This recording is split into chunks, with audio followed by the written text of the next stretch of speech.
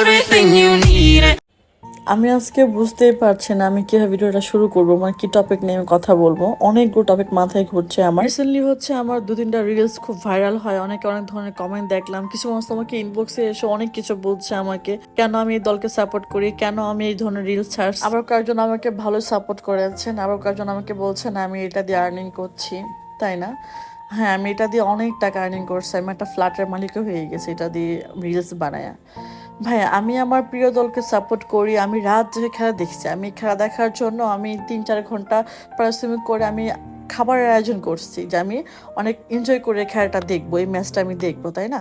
তো সেই জিনিসটা আমি যেহেতু আমার একটা পেজ চালাই, যেহেতু আমি একটা প্ল্যাটফর্মে কাজ করছি বা চাচ্ছি করার জন্য, তো অবশ্যই আমার ভালো লাগা খারাপ লাগা আমি শেয়ার করবো সেখানে।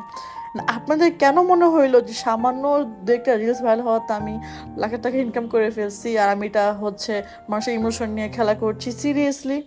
কিন্তু বিশ্বাস কর, আমি কারো ইমোশন নিয়ে খেলা করছি না। আমি জাস্ট আমার ইমোশনটা আপনাদের মাঝে তুলে ধরছি, এতটুকুই।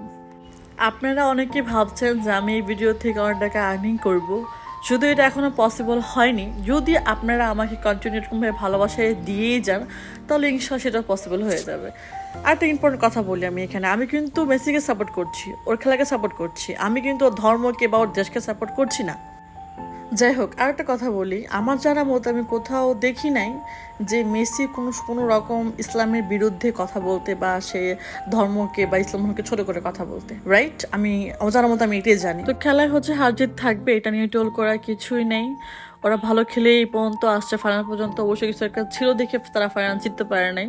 ইনশাআল্লাহ নেক্সট ম্যাচ তারা আবার ট্রাই করবে। আর সেদিন আমার দলকে সাপোর্ট করার জন্য ছিল আমার পাশে আমার এই ফুচকু বাবাটা, আমার মায়ান বাবা। ও খুব খেলা দেখছিল আমাদের সাথে, এনজয় করে প্লাস খাচ্ছিল আমাদের সাথে। মায়ান খুব বেশি এনজয় করে আমাদের সাথে বসে খেলা দেখতে, আর খুব আমরা হাসাহাসি করি তিনজনে মিলে।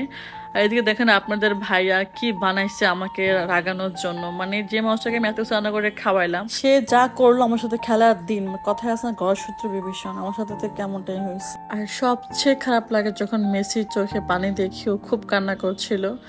আসলে তার লাইফের শেষ হয়তো খেলা ছিল, বা জানি না সে খেলবেও কিনা। আর একদিকে হচ্ছে আরেক দলের উল্লাস, জেতার উল্লাস, কিন্তু সে লাস্টে কান্না করে মাঠ ছাড়তে হইলো তার। ইনশাল্লাহ আবারও কামব্যাক হবে 2023 সালে, এটাই কামনা করছি তাদের জন্য। তো আজকে এখানে শেষ করছি ভিডিওটা। দেখাবো একটা সুন্দর ভিডিওতে, সব ভালো থাকবেন। আল্লাহ হাফিজ, টাটা।